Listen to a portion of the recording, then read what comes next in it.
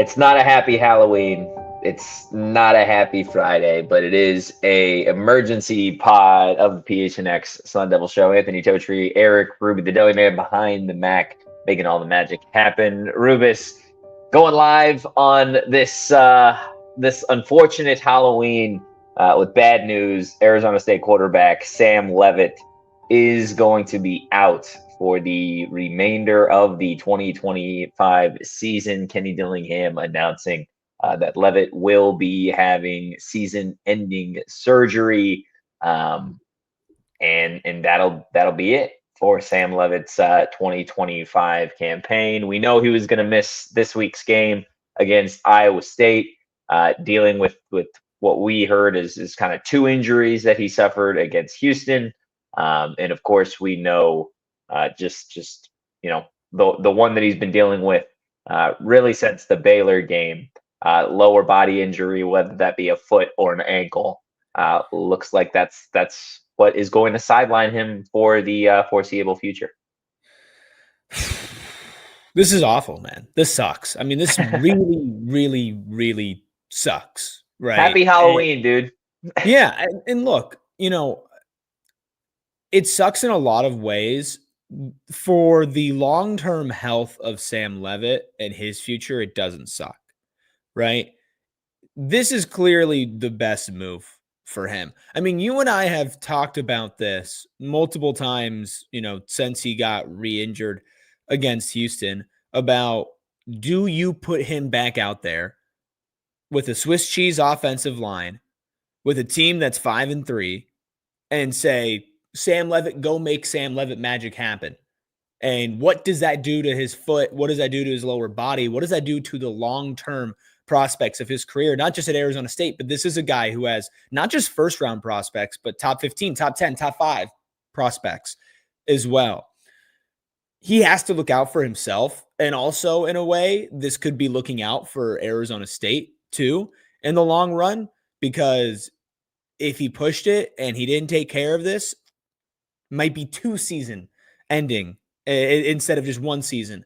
So I'm trying to personally focus on that side of things. And I'm also the guy who's been mentally preparing himself for Sam Leavitt to not play for a while this whole week, just because I expect bad things. But when you look at it from a season perspective for Arizona State University, and a team that hasn't qualified for a bowl yet, a team that goes on the road in Ames this weekend for a rematch of the Big 12 championship, a team that is still missing, Jordyn Tyson, and has been missing him, and he's doubtful for Saturday, and now starting to wonder about what he's going to do for his future, because is he going to come back for Jeff Sims to throw him the ball? I don't know. This really sucks. This really, really, really, really sucks. Yeah,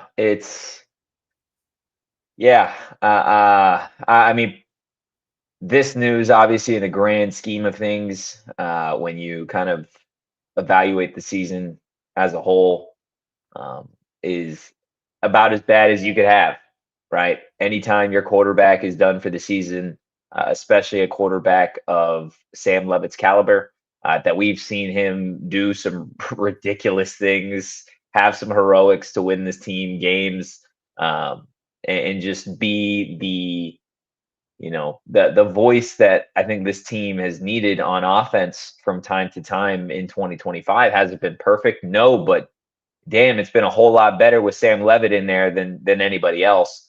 And that's not just this year. This is the last several years for Arizona State. Sam Leavitt has been the stability at quarterback that this team and this program really have needed for a long time. Since going back to Jayden Daniels leaving for LSU, right? Like the next wave of quarterback that, like, when it's all said and done 5-10 years from now, that people are talking about is, okay, it went from Jayden Daniels, a bunch of guys, then Sam Leavitt, right? That's the conversation. And part of the reason why the expectation was so high in 2025 is because you had Sam Leavitt back. He clearly has not been the same Sam Leavitt all season long since he has been dealing with that lower body injury. You can see it when he runs. You could see it at practice when he's limping around. He's had to have that foot taped up, wrapped up, literally for weeks now. He's had the leg compression sleeve in theory, to just keep it warm, maybe hide some of that tape as well. So it's certainly been something that's been bothering him. It bothered him and bothered Kenny Dillingham enough against Houston to pull him and then ultimately have him go get imaging just to make sure that it wasn't anything too serious. We know he came back in the game, suffered a different injury. This is a guy that's been absolutely beat up all season long. You mentioned the offensive line, not just the O-line. I think there have been a number of things that have really set him up to take too many hits this season. And that's not just all on everybody else, right? I think Sam would tell you that he's probably a little bit of a part of that as well. But no quarterback in this conference has been sacked more than Sam Leavitt. In part, with the way that he takes off and runs and puts his body on the line is obviously the recipe that led to this. Never good to have season-ending injury or season-ending surgery. But like you had mentioned earlier, this could be big for him in terms of, okay, if he does return to ASU in 2026, if he does return to college football in 2026, to put his body in the best situation possible early and often, to have a really, really good 2026 season.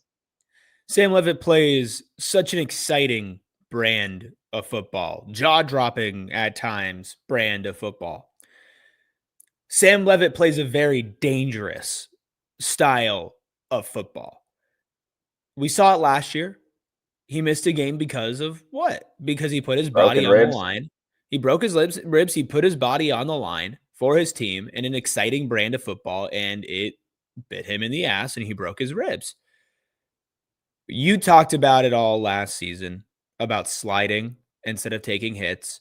Obviously, with Sam, there's a reason why he had to play the way that he had to play this season. When you undergo that amount of pressure, when you're not able to find a Jordyn Tyson in the first 1.5 seconds that you have the ball in your hand, and you're trying to play from behind and win some games that you have been predicted to win, you're going to have to go a little hero mode, right? So it's not just Sam Leavitt's fault. But this is part of the reason why for the long term of Sam Leavitt's career, right? Not just at Arizona State, not just in college football, but in the NFL, that pocket presence, the ability to stay in there and deliver quickly and fast, something that we saw good from Texas Tech, at least in the beginning of that game before he started rolling out and going deep. That's important, not because Sam Leavitt cannot be an effective player and cannot be one of the best quarterbacks in the country playing the other way, but it's not a sustainable brand of football. I mean, this is a guy that I think has all the talent to have a decade-long career in the NFL. But if he plays like this in the NFL, he's going to get injured, right? If you're going to get injured like that in college, the guys are more physical in the NFL. It is more grueling in the NFL. Yeah. You like guys that play that brand of football, but you can't always play that brand of football at least 100% of the time. So whatever happens with Sam going forward, if he decides to declare for the draft, if he stays at ASU, and then there is the unspeakable third option that I think nobody really wants to really get into, or I don't think either you or I believe will happen. No matter what happens with him, I think for his own career, whoever his next offensive coordinator is, if it's Marcus Arroyo, if it's NFL, whatever it is, protecting Sam and using his legs, but not making that the number one option that you're relying on as an offense, I think is the only way to sustain a long career for him. Yeah, ASU better in the chat saying, why are you guys implying that Sam could transfer? Because he can. He absolutely can transfer. And in this day and age of college football, it'd be irresponsible not to bring that up as a part of the conversation. Because every single person, that has eligibility left in theory could transfer at the end of the season, right? Like this wasn't the perfect season. This is obviously a season that I think, as it relates to a couple of the players on this team, is going to go down as the what if season for Arizona State, given the injuries, given some of the issues with offensive rhythm and play calling and that type of stuff. I think that's what it'll go down as, at least in recent memory, as oh man, imagine if Sam was healthy the whole year. Imagine if JT was healthy the whole year. Imagine if Ben Coleman's Irish VSA was healthy for the whole year. Imagine if the offense looked even similar a little bit to what it looked like in 2024. So that's certainly a part of this conversation. Eric already kind of brought it up. I don't think either one of us think that Sam is going to transfer.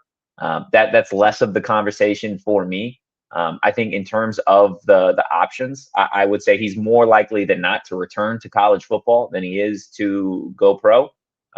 Given this season and what it was, when he was in there making plays, when he was healthy, was awesome at times. Still not perfect, but again, that's not really a fault to just Sam. That's more so the offense as a whole. But numbers wise, tape wise, like he's somebody that could really, really benefit from coming back another season to college football.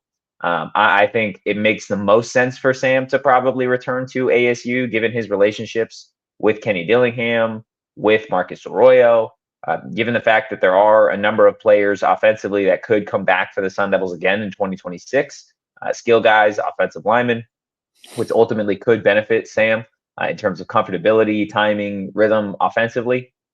So I think it makes the most sense for Sam to come back, but obviously this is something that we're probably still months away from realistically getting a good answer on what Sam's future is going to look like, at least as it relates to Arizona State. Sure. I mean, look, everything is on the table. That's college football. Everything is on the table. I agree with you. I would say the least likely option that we're going to see from Sam Leavitt is him transfer to another school. To be honest with you, and maybe I'll be cold takes exposed. It is the new era of college football, even though it feels like ASU has been able to buck that trend a little bit. You can't deny the fact that if this was any other school, you and I would probably be sitting here saying we're worried about Sam Leavitt transferring because it is literally just not college football. That is college sports at this point. He'll get calls. He'll absolutely get calls. His agent will get calls. He'll be tampered up and down the street, man. He's going to get calls from Oregon. He's going to get calls from SEC programs. I mean, this guy could be a top 5, top 3, top 1 quarterback in the country. Like that's the type of talent that Arizona State has in Sam Leavitt. I think what really will determine if Sam Leavitt comes back is just hearing from the pre-draft process. Hey, there are teams that would be interested in taking you in the second round. Hey, there's a team that wants to take a flyer. Hey, there's a team that really likes you. Because if you're It's Sam also Leavitt, not a deep quarterback class. It's like, not a deep quarterback class. Go ahead. This is like, and I know we were going to discuss this, and we probably still will on a separate video maybe next week.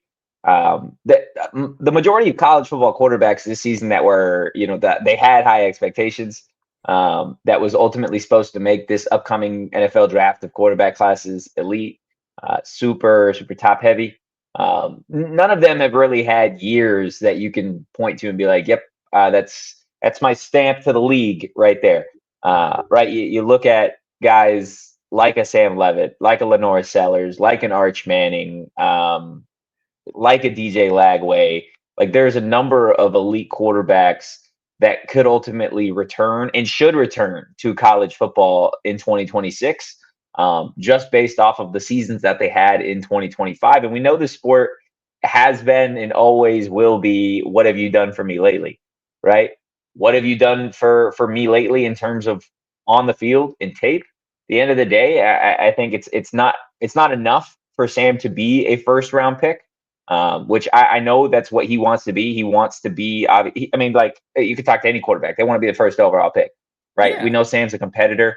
I don't think Sam is going to leave, but again, so much still has to be discussed. He still has to have the actual surgery. He's got to go through rehab. We got to see what this looks like. So I think from just the Sam specific perspective here, there is still a lot to be decided. And ultimately, I know we both wish him the absolute best when it comes to his rehab process and health-wise. Like health always comes first. And hopefully wherever he's playing football next year, I know we want it to be in Tempe at Arizona State. Hopefully he is 100% healthy, and we both know he'll be super hungry to get back out there and prove the naysayers wrong. Yeah, absolutely. I mean, I do think that if you fast forward, he will be on Arizona State. Now, part of that is just I mean, you saw last year after the college football playoffs that he's like, we have unfinished business here, and how emotional that made him. I have a feeling he probably still feels that way about his time at Arizona State and unfinished business. This is much more sour of a note to leave it on than losing in the Peach Bowl. I think there's also another reality here where, depending on the severity of what's needed to get surgery on, because we don't have specifics on it, the fact that he has multiple injuries, is this a guy that's ready to start the next college football season? Like, if he's out for a year, let's call it a year, that would put him as coming back at the beginning of November for a team in Arizona State that has one of the best quarterbacks in the country in a high school level come into their program next year, right?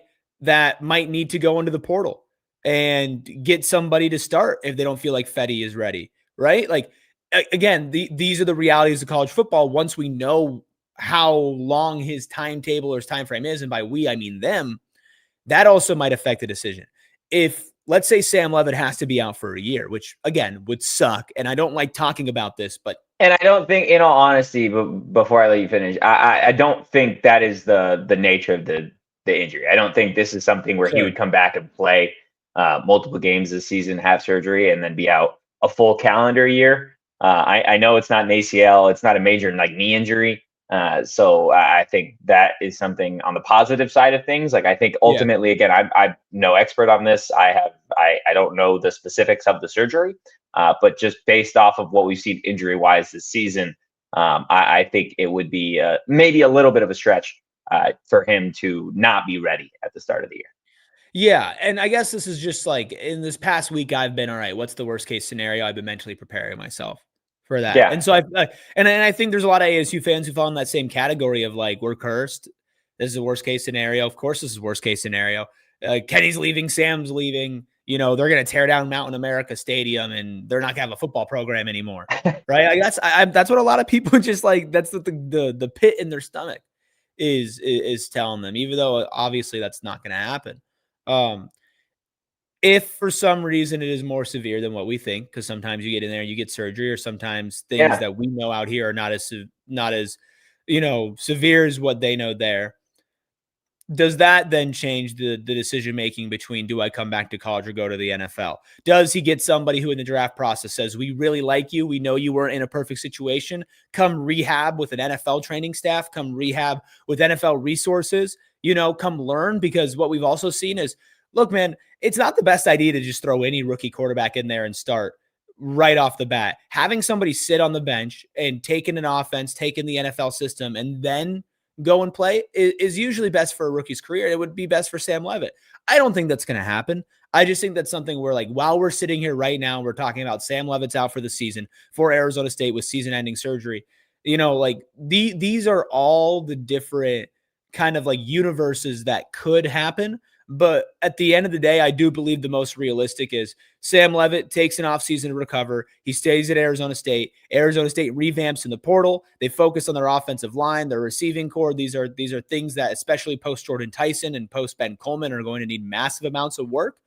And then Sam Leavitt comes back for next season. Arizona State plays yet again with a chip on their shoulder, something to prove, and you go from there. And then Sam Leavitt goes to the draft. That's what I think is the most realistic, but I can't help myself from thinking about, I don't want to say like worst case scenario for Sam, because it might be whatever he chooses will be best case scenario for him, but like worst case scenario for the prospect of this program here at Arizona State, and that is losing Sam Leavitt if he decides to go. Yeah, and again, I think realistically, it's more so. I would be pretty surprised again if he declared for the NFL draft based off of what we've seen. Again, he's a redshirt sophomore. There's still plenty of opportunity for him to come back in college football. Technically, he can come back another year if he wanted to after next season. He's not a first round pick right now. It's just point blank period what it is. Right, this is already a quarterback class that isn't super top heavy right now. So maybe that would help him. But at the end of the day, if you're not a first round quarterback, there isn't a guarantee on what your career looks like. Even if you're a first round quarterback, it's not a guarantee. But at the end of the day, you're leaving a lot of money on the table if you go from a first round to a second round quarterback.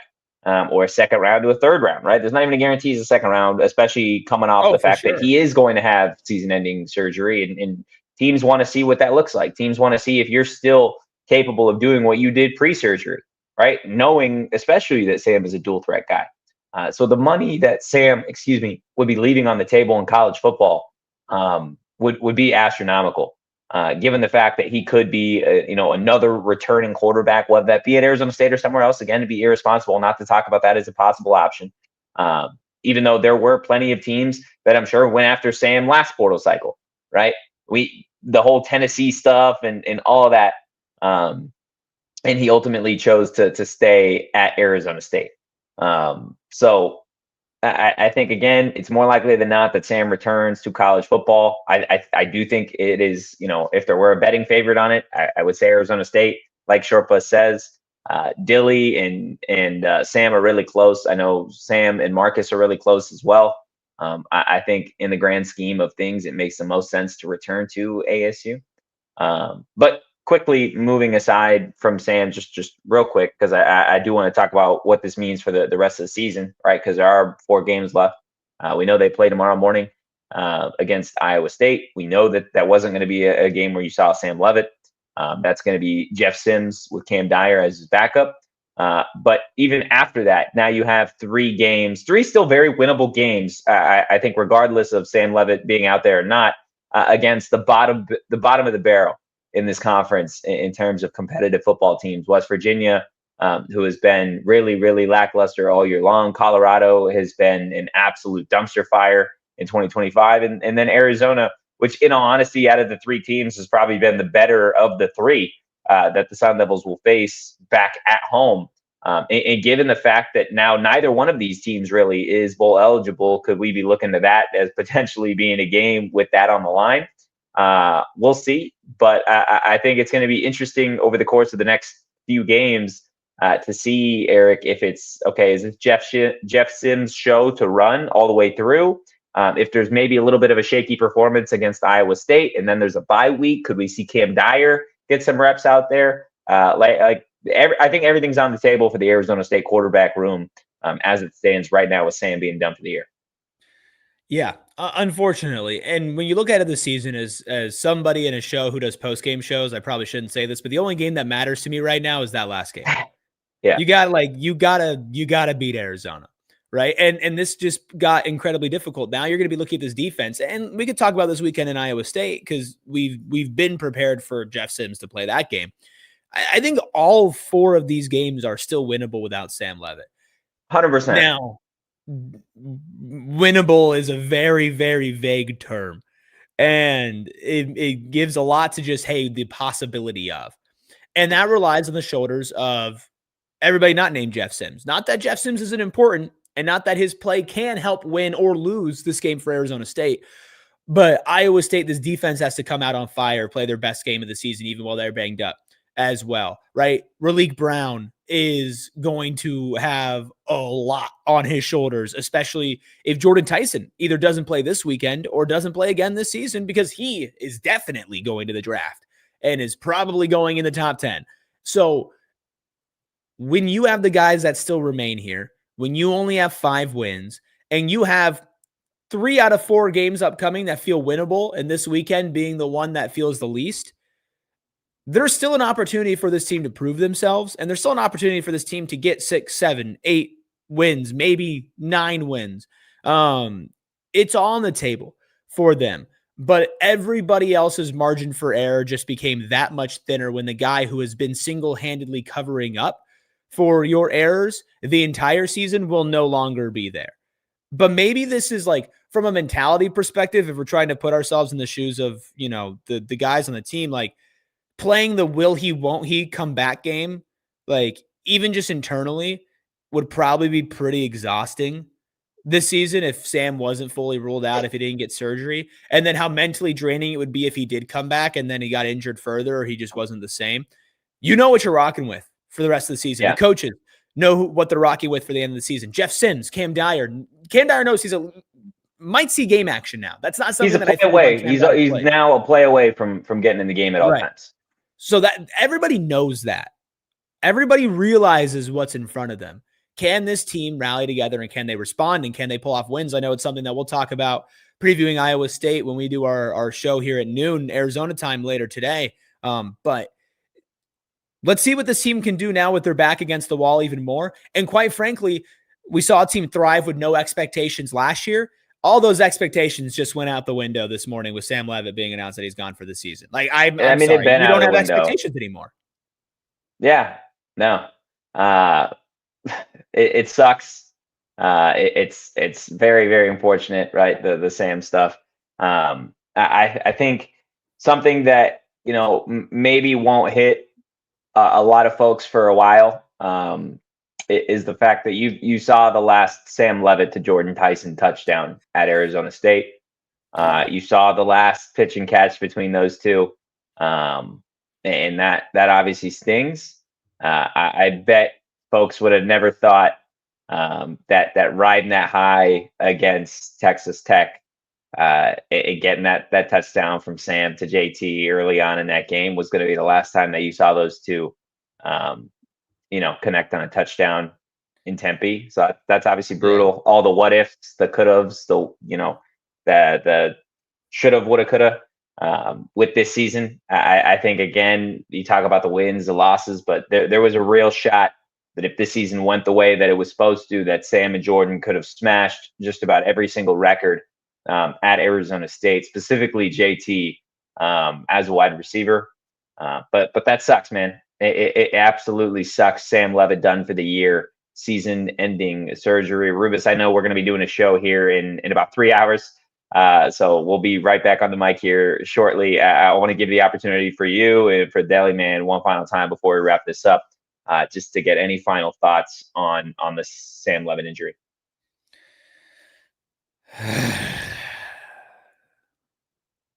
Yeah. Deli Man, you got anything, man? Candy tonight.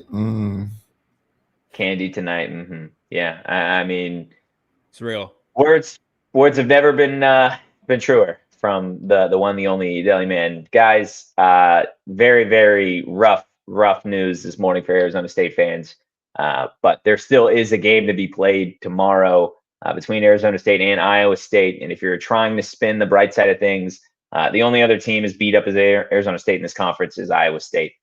So we'll be discussing the injuries, the breakdown, key players, predictions, all of the things in about 3 hours right here on the PHNX Sports YouTube channel. So make sure you are subscribed, hit the like button, and drop a 5-star review wherever you guys get your podcast. If you want to keep up with all the Arizona State news and notes, make sure you follow the show at PHNX_. Sometimes you can follow me at Anthony_Totri. You could follow Eric Ruby at Eric Ruby. That's Eric with a K. You can follow the Deli Man at Shane Beef.